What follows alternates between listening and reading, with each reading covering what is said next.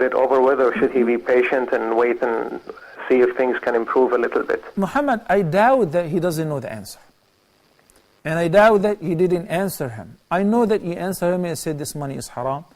And even if this person was not a practicing Muslim, or even he is not a Muslim, he wouldn't accept for his spouse to be with men all night long, singing and dancing, and everybody would touch her from here and there. And this is a very abnormal and unusual relationship and situation for real men, for men who understand the role in life, protecting their spouses, supporting them, spending financially on them, not the other way around. She goes to clubs, she sings and she drinks, and she sings for men and women. And you know what goes on in the clubs in America.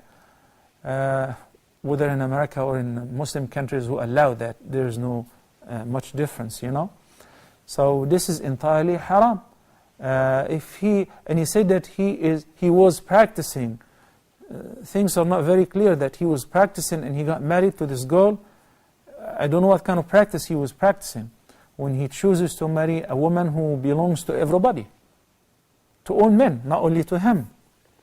He has to make this decision as soon as possible, whether he wants to be a real man, responsible, a true believer, to take care of his spouse and to support her and to protect her, or if he cannot afford that, and if he cannot change his wife, if he cannot tell her what's right and what's wrong, if he cannot help her to return back to her senses and to be on the straight path, then it will be better for him to separate from her. Or otherwise, he will be dragged back to the same pit, and he will not be able to come out of that, because his excuse, he says that she supports me and I do not work. So what does he do? A bodyguard for her? May Allah subhanahu wa ta'ala guide us to what's best. I know that may be a little harsh, but this is a reality. This is not somebody who's a non-Muslim and wants to know about, what if I become a Muslim, will I be still able to protect my wife when she's dancing and singing for men? This is somebody whom you said that he was practicing. You know what? You just reminded me with a very important thing. And my sheikh yesterday, or the day before yesterday, as we were praying after a couple of people accepted Islam, I heard him in his sujood was saying, Ya Rab, Ya muqallib al-qulub, thabbit qalbi ala deen. He keeps reminding me with this dua every time I pray next to him. That was the most frequently dua of the Prophet sallallahu alaihi wasallam. Ya muqallib al-qulub, thabbit qalbi ala deen. It's very tough. I've seen some people in America, wallahi, they were shuyukh giving da'wah. And this is not to frighten you. I've seen them, they quit praying. And they sell beer. Not just cigarettes and all sorts of things. They quit praying entirely. I prayed behind somebody whom one day, whenever he would recite Surah Qaf, he would make everybody in the masjid cry. Can you imagine? You're not safe unless you die in a state of Islam, then you meet Allah subhanahu wa ta'ala safely, then you receive salvation. That's why in Surah Al-Imran, Allah subhanahu wa ta'ala says, يا أيها الذين آمنوا اتقوا الله حق تقاته ولا تموتن إلا وأنتم مسلمون.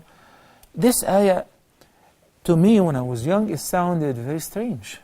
يا أيها الذين آمنوا, O you who believe. O you who believe. So Allah addressed the believers. يا أيها الذين آمنوا اتقوا الله حق تقاته. Keep your duty to Allah, and you should fear Him as He should be feared. And die not but as Muslims. And when I come to answer Fahim's question, I would come to tell you that Iman is a higher level of Islam. So he addresses the believers to make sure that not to die but in a state of Islam. There is no safety in this life. Shaitan, once Allah subhanahu wa ta'ala expelled him out of heaven, he said, Ya Allah, وَعِزَّتِكَ وَجَلَالِكَ لَأُغْوِيَنَّهُمْ مَا دَامَتْ أَرْوَاحُهُمْ فِي أَجْسَادِهِمْ. Pay attention. Not only you, because you are the viewers and I'm the speaker, I'm talking to myself. Muhammad, pay attention. Listen carefully. Your shaitan said, I swear to your honor and majesty, he was talking to Allah subhanahu wa ta'ala, I will continue to mislead them, to whisper to them, to divert them from the straight path, from your obedience, as long as their souls are still in their bodies. Yani, as long as they still breathe.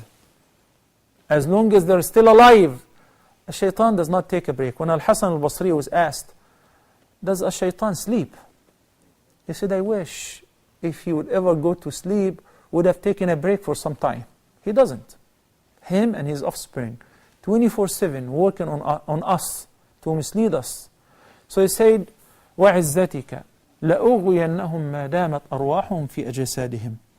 But the good news is, what Allah subhanahu wa ta'ala replied to him with. He said, وَعِزَّتِي وَجَلَالِي لَأَغْفِرَنَّ لَهُمْ مَا دَامُوا يَسْتَغْفِرُونَنِي. And I swear to my honor and majesty, I shall continue to grant them forgiveness so long as they seek my forgiveness. يعني, you work very hard, you plot day and night, إِنَّ كَيْدَ الشَّيْطَانِ كَانَ ضَعِيفًا. Satan's plot is very weak. Because simply when you say, أَعُوذُ بِاللَّهِ مِنَ الشَّيْطَانِ الرَّجِيمِ, he runs away, he flees. وَإِمَّا يَنزَغَنَّكَ مِنَ الشَّيْطَانِ نَزْغٌ فَاسْتَعِذْ بِاللَّهِ إِنَّهُ هُوَ السَّمِيعُ الْعَلِيمُ. Anytime Satan whispers to you to do or to say or to think about a thing which is evil, then say, أَعُوذُ بِاللَّهِ مِنَ الشَّيْطَانِ الرَّجِيمِ. What happens? That whisperer would flee, would run away. استعذ بالله من الشيطان الرجيم. And keep making this dua, Ya Allah, Ya muqallib al-qulub, thabbit qalbi ala dinik. What does it mean? Oh Allah, the one who changes the hearts from iman to kufr, from kufr to iman.